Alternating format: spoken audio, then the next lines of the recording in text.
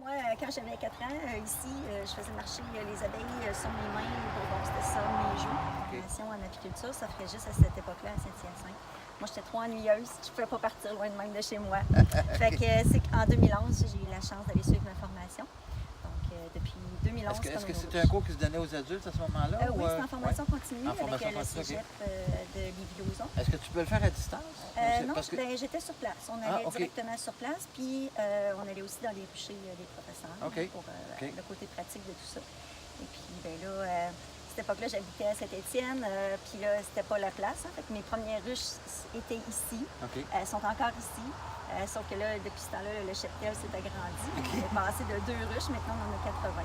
Oh! Ouais, 80 ruches, oui. Wow. Puis on a la moitié de notre cheptel qui est ici en Île-de-Sud.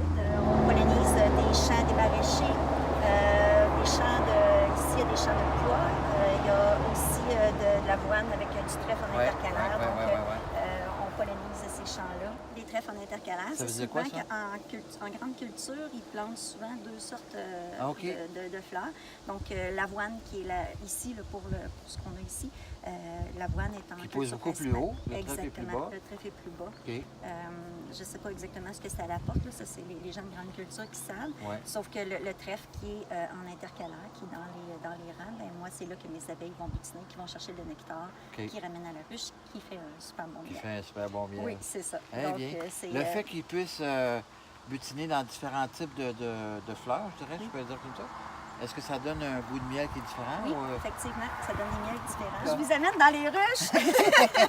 Vous allez voir, c'est de notre créneau d'ailleurs. On OK. fait ce qu'on appelle les safaris abeilles. Donc, nous, Ah oui, on a hein? comme mission de faire connaître l'apiculture au grand public. Donc, Tu peux avoir combien de personnes à la fois quand on peut recevoir 16 adultes, 4 enfants à la 16 fois. adultes, 4 Oui. enfants. Tu Fait qu'on parles, fait hein? vivre cette expérience-là au cœur de la ruche aux gens. À venir jusqu'à maintenant, les commentaires sont excellents. Ah ouais. Les gens ne croient pas, ne croyaient pas avant de vivre l'expérience de savoir à quel point les abeilles sont importantes. Sont importantes, ben oui, Oui, c'est sûr et certain. exactement. Là.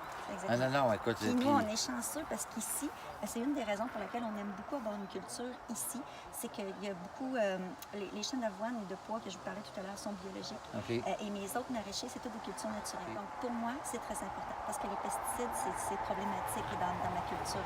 De ton château est ici, l'autre moitié est où? À Frampton, parce qu'on habite à Frampton.